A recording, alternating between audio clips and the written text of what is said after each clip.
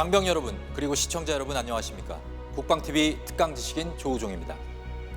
1993년 미 해군 대학원 교수인 존 아킬라와 랜드 연구소 데이빗 론펠트는 사이버 전쟁이 온다라는 제목의 글을 공동으로 발표하며 인류를 위협할 사이버 전쟁이 오고 있음을 강력하게 경고했습니다. 제3차 세계대전은 사이버 공간에서 일어날 것이고 그것은 재앙이 될 것이다. 2009년 유엔 산하 국제전기통신연합 사무총장 하마둔 투레는 이 같은 경고의 말을 남겼습니다. 그리고 이러한 경고는 최근 우리 눈앞에서 벌어지고 있습니다.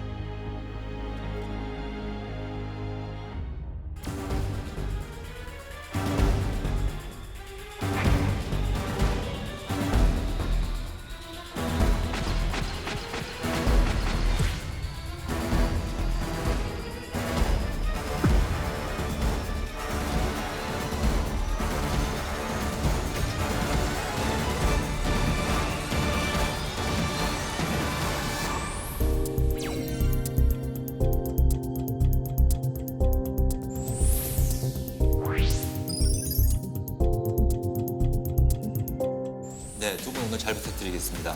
자, 최근에 뉴스를 보면 사이버전, 여기도 사이버전, 저기도 사이버전 정말 내용이 많이 나옵니다. 어렴풋이 사실 알 건 같거든요. 그런데 정확한 사이버전의 개념이 뭔지 좀 궁금합니다. 알려주십시오. 그러니까 사이버전 그러면 사이버 공격, 그러니까 해킹이죠. 아, 이걸 통해서 전쟁을 일으키는 거다 이렇게 네. 보시면 될 것 같아요. 조금 더 정확히 얘기하면 네.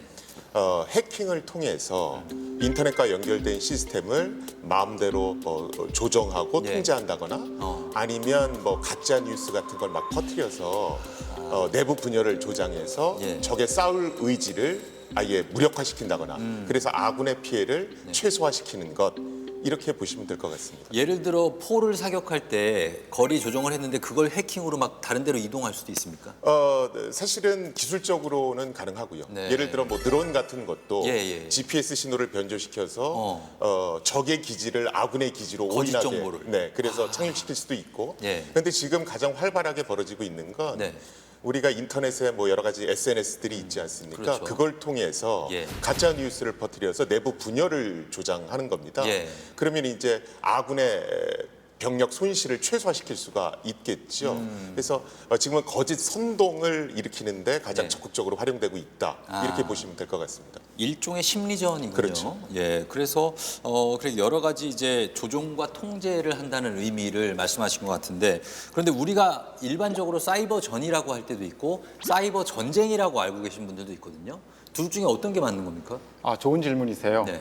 군사적으로 보면 전쟁과 전은 명확히 구분되는 용어입니다. 전쟁이라고 하는 것은 일반적인 대립, 갈등, 이러한 것 전반적인 것을 의미하는 것으로서 네. 제1, 2차 세계대전, 6.25 전쟁, 예. 베트남 전쟁 등 이에 속한다고 보시면 됩니다. 네. 전, 워페어라고 하죠.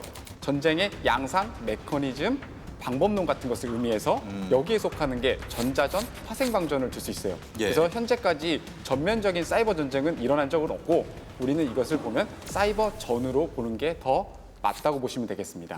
알겠습니다. 그럼 앞으로는 사이버전이라고 칭하도록 하겠습니다. 예.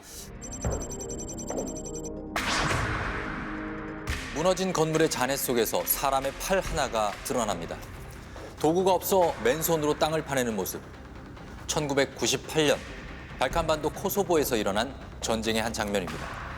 세계는 이 비극적인 장면을 인터넷을 통해 볼 수 있었습니다. 네, 코소보 전쟁, 최초의 사이버전이라고 하는데 여러분들이 모르실 수 있으니까 코소보 전쟁의 개요에 관해서 교수님 설명을 좀 부탁드립니다. 그러니까 코소보라는 데 이렇게 찾아보시면 네. 그게 이제 발칸반도 이렇게 중심에 지명이죠? 있습니다. 그렇죠. 네. 세르비아 바로 그렇죠. 아래 있어서. 네. 그래서 여기가 굉장히 전략적 요충지입니다. 아하. 유럽의 중앙이나 남부 유럽으로 진출하려면 예. 여길 반드시 거쳐야 되거든요. 네. 그러니까 당연히 분쟁이 많이 일어났겠죠. 그렇죠. 코소보에서 일어난 이런 분쟁에 네. 나토라든가 이런 강대국들이 참여하기 시작합니다. 아. 그러면서 여러 가지 이메일 폭탄이라든가 예. 디도스 공격 이런 사이버전이 일어나기 시작했고요. 예. 그래서 최초의 뭐 사이버전이다. 네. 그러면 우리가 코소보 전쟁을 꼽죠. 떠올리시는 분들 계실 텐데 인터넷으로 여론전을 펼치고 인터넷 그리고 이메일 폭탄을 보낸다. 당시에는 꽤나 파격적인 공격이었을 것 같습니다. 그런데 많이 들어는 봤는데 이 디도스 공격이라는 게 구체적으로 어떤 걸 얘기하는 겁니까? 그러니까 우리나라 말로 하면 네. 뭐 분산 서비스 거부 공격 뭐 이렇게 얘기할 수 있어요. 예. 우리 이제 추석 때나 이럴 때 보면 예매 사이트에 사용자들이 몰리죠. 몰리면서 마비되고. 이제 서버가 마비되죠. 다운되고, 예. 그러면 인터넷 통신도 마비될 수 있고 예. 그런 것들을 해킹을 통해서 일으킨다.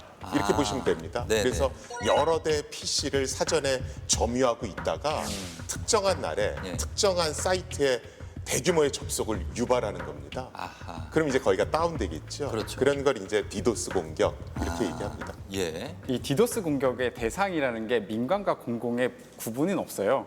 그래서 대표적인 사례를 보면은 2007년 에스토니아에 대한 디도스 공격을 우리가 생각해 볼 수 있거든요. 네. 그거는 이제 러시아로 추정되는 세력들이 정치적 목적으로 한 국가의 네트워크 이런 인터넷을 완전히 마비시킨 사건이었어요. 에스토니아라는 국가 같은 경우는 예전에 소련의 한 연방 국가였어요. 근데 이게 독립을 한 다음에 이 국가가 친서방 정책을 펼쳤어요. 그거에 대한 반작용으로 러시아가 그거에 반대해서 에스토니아를 공격하게 되는데 물리적 공격에는 부담이 있었기 때문에 사이버상에서 공격을 시도하게 되죠. 그 방법이 디도스 방법이었어요. 이 디도스 공격으로 이 사람들이 단순히 서비스에 대한 불편만이 아니라 혹시 러시아가 직접적으로 물리적으로 공격해 들어오는 것은 아닌가라는 그런 두려움까지 받게 됐었던 거죠. 자, 사이버전을 얘기할 때 러시아를 참 빼놓을 수 없는 것 같아요. 이렇게 러시아가 사이버전에 유독 강한 모습을 보이는 이유가 뭘까요? 일단은 우리가 뭐 코소보전 뭐 이런 얘기들을 많이 했습니다. 네. 그런데 우리가 그 코소보전 이전에 있었던 걸프전에 좀 주목할 필요가 있어요. 아, 그래요? 예. 우리가 걸프전은 최초의 정보전이다 이렇게 얘기를 합니다. 네. 실제로 걸프전 때 보면 CNN 같은 방송에서 전쟁을 중계했었죠. 완전히 계속 보도를 했죠. 그렇죠. 예. 그래서 보면 시설들을 전부 다 파괴시킵니다. 아, 그 밤에도 스커드 미사일 막 날아가는 그렇죠. 거를 그냥 실시간으로 중계를 그렇죠. 하고. 그리고 전부 다 위협 시설이 제거된 다음에 나중에 보병이 들어갔죠. 네네. 이런 걸프전을 우리가 뭐라고 그러냐면 비접촉 전쟁 이렇게 얘기합니다. 아, 예. 예. 그래서 이 걸프전 때부터 러시아가 이 비접촉 전쟁의 위력을 깨닫기 시작해요. 그래서 바로 어떤 물리력을 투입하는 것이 아니라 네. 비접촉 전쟁을 통해서 상대 싸울 의지를 완전히 무력화시키고 네. 그리고 나중에 병력이 투입되면 우리의 피해를 최소화시킬 수 있겠구나라고 네. 생각을 합니다.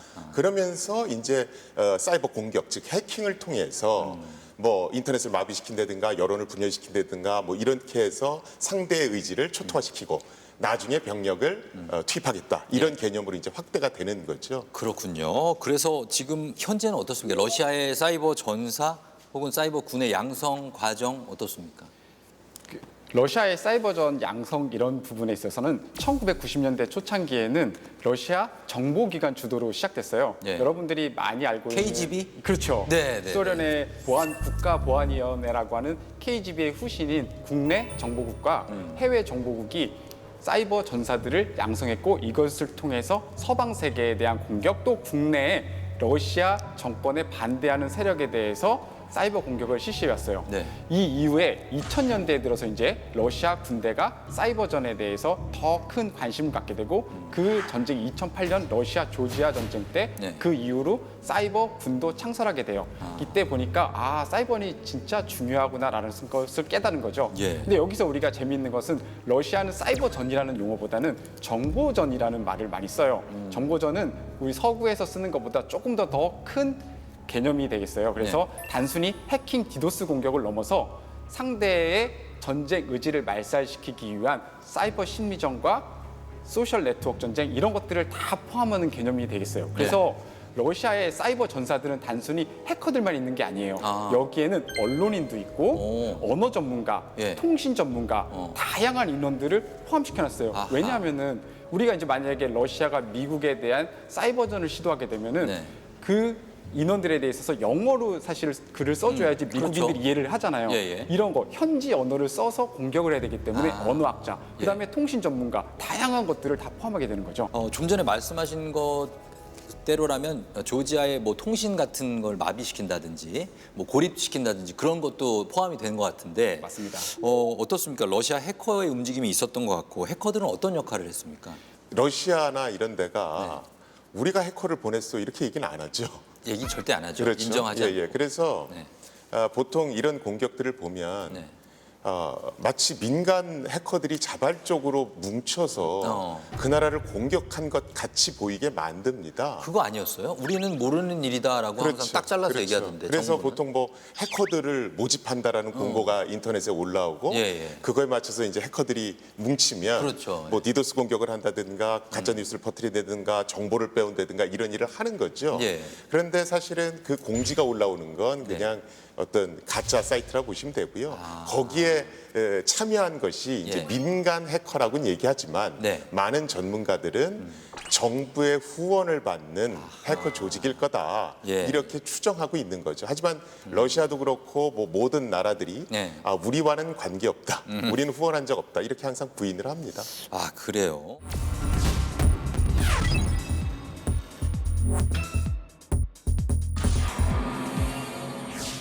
사회적 정치적 목적을 이루기 위한 캠페인이나 활동에 적극적으로 힘쓰는 사람을 우리는 액티비스트라고 합니다.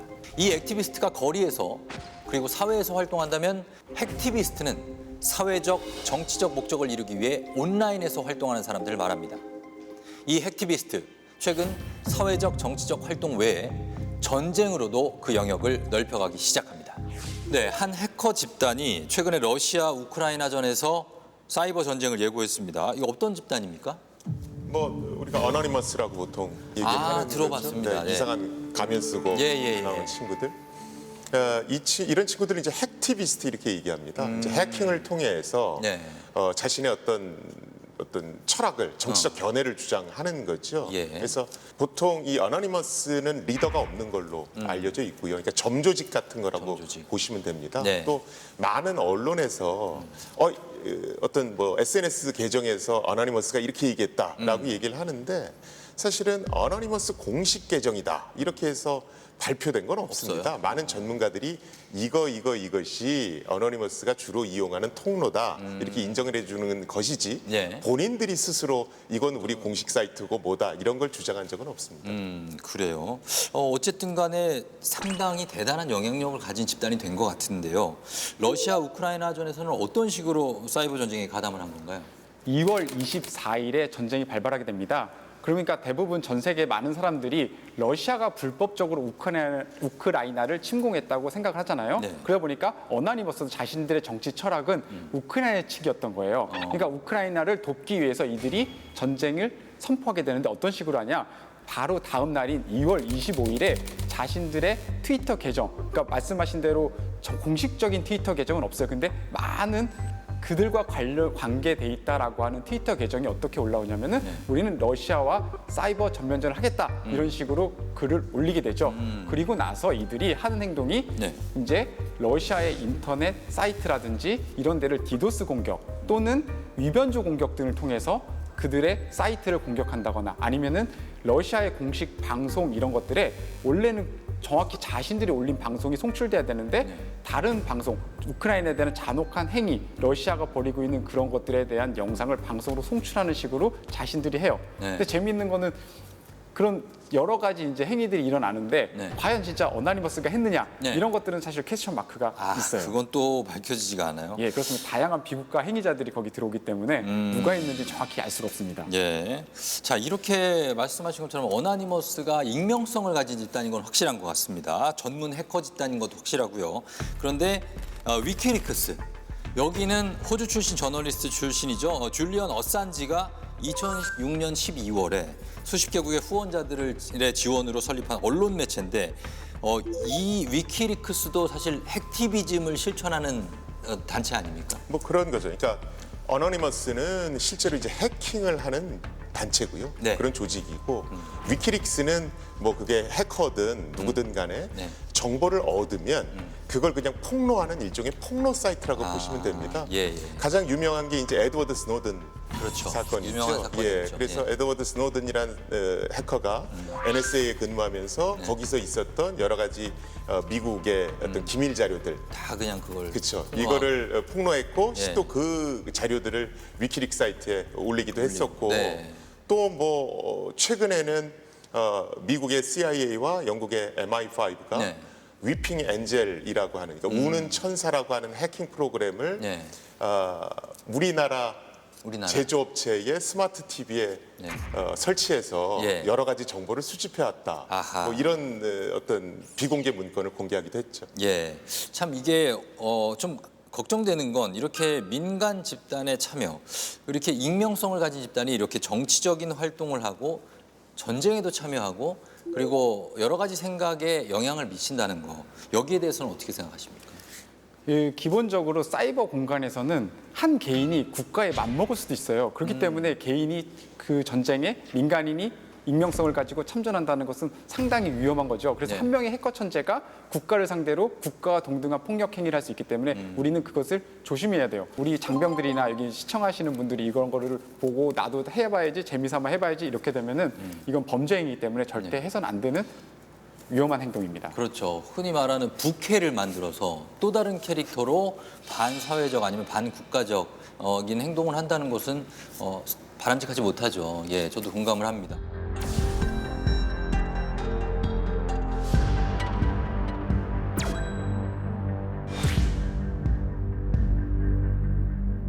중동은 민족적, 지리적, 종교적 특성 등으로 인해 분쟁의 역사가 끊이지 않는 곳입니다. 4차례의 중동 전쟁과 걸프 전쟁, 이라크 전쟁, 그리고 IS 테러 등 중동의 분쟁은 현재 진행형입니다. 이러한 분쟁이 최근엔 사이버 공간으로 이동합니다. 그 이름, 사이버 중동 전쟁입니다. 사상 최악의 해킹 사건으로 불리는 스톡스넷 사건. 이 스톡스넷은 악성 코드라면서요? 예, 맞습니다. 2010년 중반이었어요. 이란의 한 고객이 벨라루스에 있는 그 민스크 소재의 작은 보안 회사에 연락을 해옵니다. 네. 그래서 자기 컴퓨터가 꺼졌다 켜졌다를 계속 반복한다는 거예요. 그래서 그들이 그 내용을 받고서는 수상하게 생각한 이유가 뭐냐면 그 이란 고객 자체도 네. 컴퓨터 전문가였던 거예요. 그 전문가가 단순한 문제 가지고 우리한테 연락하지 않았을 텐데 라고 생각하고 사이버 작은 보안 회사의 전 직원들이 투입돼서 보안 전문가들이 네. 이제 그 컴퓨터에 잘못된 뭐가 있는지 이제 분석을 하기 시작해요. 그러면서 이제 악성 코드가 발견되는 거죠. 합법적인 그 소프트웨어처럼 숨기기 위해서 마이크로소프트사의 그 인증서를 도용해서 썼단 말이에요.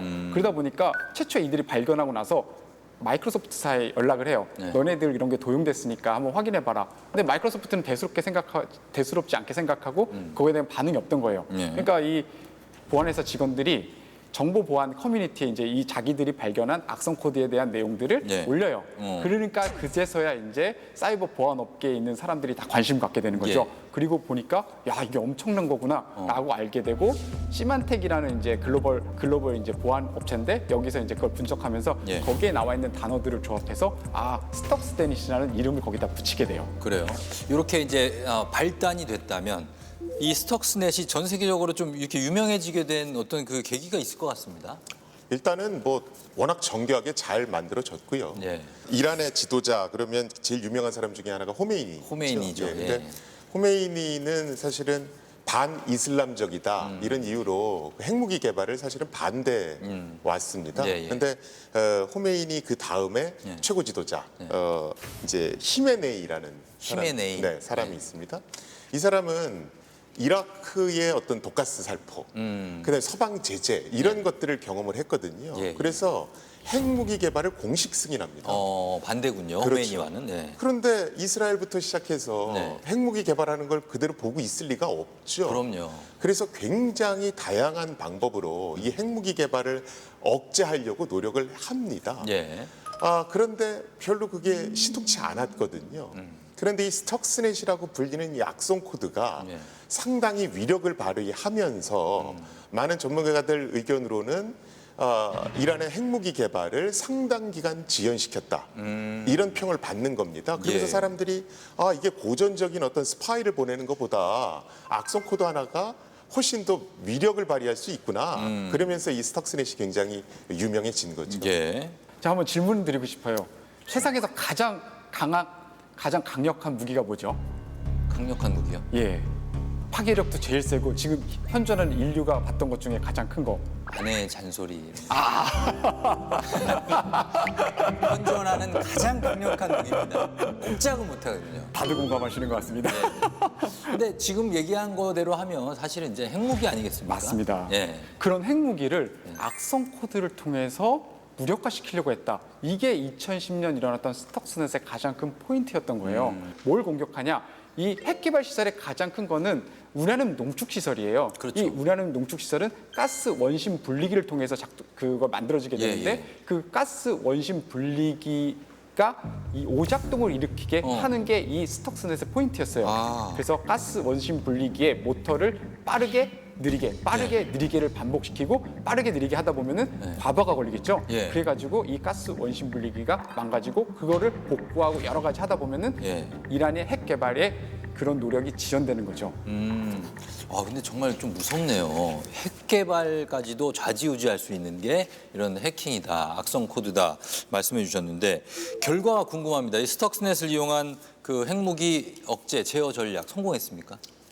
일단 뭐 이란 자체에서 나온 뉴스를 보더라도 네. 우라늄 농축 시설에 있는 한 1,000개 가량의 원심 분리기가 영향을 받았다. 그래서 영향은 있었다라고 보여지고요. 네.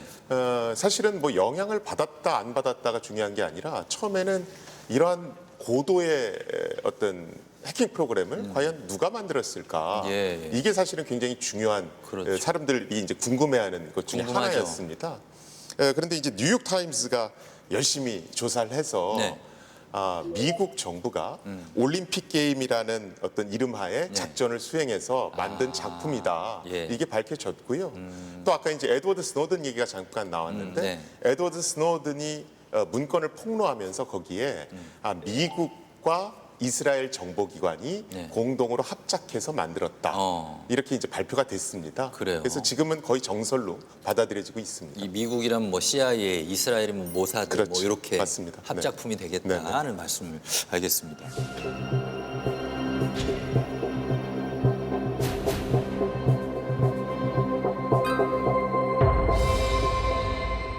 국방TV 특강 지식인 사이버전이 온다 일부. 자, 우리 장병 여러분들 어떻게 보셨습니까? 저는 사실 꺼진 컴퓨터도 다시 보자 이런 말이 필요할 것 같다는 생각으로 들었는데요. 두 분은 오늘 어떠셨습니까? 저는 국방 TV 나와서 네. 제가 이런 설명을 하게 된 건 처음이었던 것 같고요. 그래요? 네, 네. 저는 꽤 의미 있다라고 보는 게 예전에 제가 군에서 세미나를 한번 할 때 네.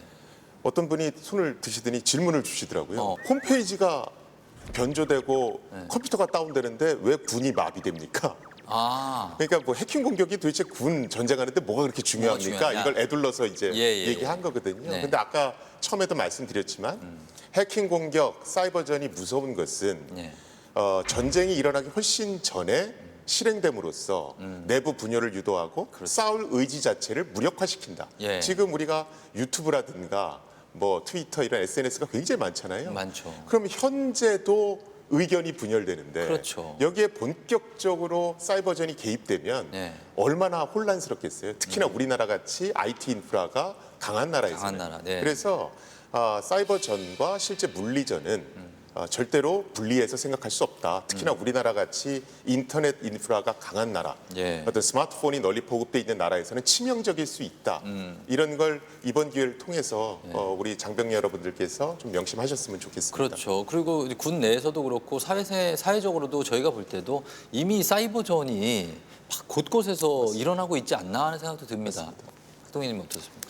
예, 저는 요즘에 이제 사이버 보안하다가 사이버 안보라는 말을 이제 사람들이 이제 사용하기 시작했어요. 네. 이 보안이라고 하면 그냥 내 시스템으로 작은 개념 같아요. 개념 같이 네. 보였는데 이게 실제로는 국가의 안보와 직결된다라는 것을 담고 있기 때문에 예. 사이버 안보라는 걸 우리가 직접 생각을 해야 돼요. 해킹, 그러니까 사이버의 시작은 그런 식으로 시작되는 거예요. 일반인한테 가서 일반인한테 그 공격이 시작된 것이 국가의 시스템 안보 쪽으로 넘어간다는 거죠. 그렇기 때문에 우리 장병이라든지 이걸 보시는 모든 분들이 나를 공격해서 우리 국가가 위험할 수 있겠구나라고 하는 것을 꼭 명심해야 된다라는 말씀을 드리고 싶어요. 그렇죠. 그리고 군대에 있을 때 군사시설은 다 보안이 맞습니다. 중요한 지역인데 휴대폰을 이제 사용할 수 있으니까 보안 지역에 뭐 예를 들어 들어간다 할 때는 좀 조심스럽게 사용하는 거 장병들의 노력도 좀 필요하겠죠. 맞습니다. 그래서 우리가 지금 이제 우리 장교 간부들만이 아니라 네. 우리 용사들도 이제 휴대폰을 사용하고 있어요. 그렇죠. 그렇다 보니까 여러 곳에서 이제 휴대폰을 갖고 들어갈 수 있게 되고 또 군사 보안 구역에서 또 사진 찍잖아요. 우리 사진 찍는 거 다 좋아하니까 네네네. 그런 거 통해 가지고 이제 온라인에 공개하고 이런 것들이 이제 국가 안보에 저해를 하는 거죠. 그래서 여러분들이 그런 부분 하나 신경 쓰고 두 번째가 네. 우리가 귀찮아 가지고 보안 업데이트를 잘 안 해요. 안 해요. 예. 그 보안 업데이트가 안 된 부분을 통해서 사실은 사이버 공격이 많이 이루어지고 있거든요. 그래서 우리 장병들이 나는 핸드폰 이 용량이 너무 작아. 그렇기 때문에 보안 업데이트하면 너무 귀찮고 힘들고 그다음에 할 수가 없어라고 이렇게 해서 많이 치부하는데 그러지 말고 네. 귀찮거나 그다음에 또 내 휴대폰 용량이 좀 부족하더라도 최대한 노력해서 업데이트를 해주는 게 중요하다라는 네. 말씀을 또 드리고 싶어요. 네. 자, 오늘 좋은 말씀해 주신 두 분 감사합니다. 저는 사이버전이 온다 2부로 다시 찾아오도록 하겠습니다. 함께해 주신 장병 여러분, 시청자 여러분 감사합니다.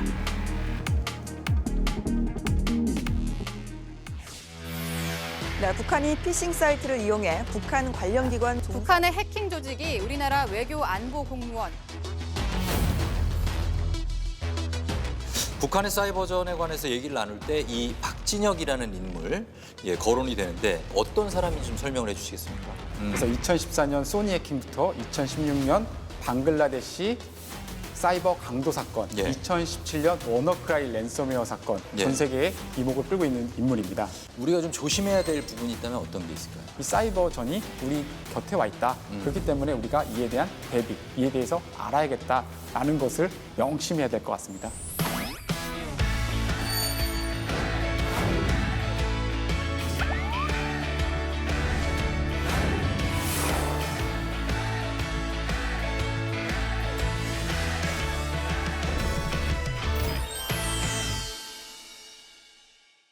국방TV 특강 지식인에서 제11회 장병 강연대회 도전 나도 명강사를 빛낼 최고의 명강사를 찾습니다. 국가관, 안보관, 군인정신 주제 중 하나를 선택하여 PPT를 활용한 강의, 역할극, 뮤지컬 등 다양한 형식으로 발표하면 됩니다. 응모 대상은 전 장병 및 군무원이며 개인이나 3명 이하의 팀으로 응모할 수 있습니다. 예선 관련 자세한 사항은 각 군 공보 정훈실에서 확인할 수 있습니다. 최고의 명강사를 꿈꾸는 장병들의 많은 참여 바랍니다.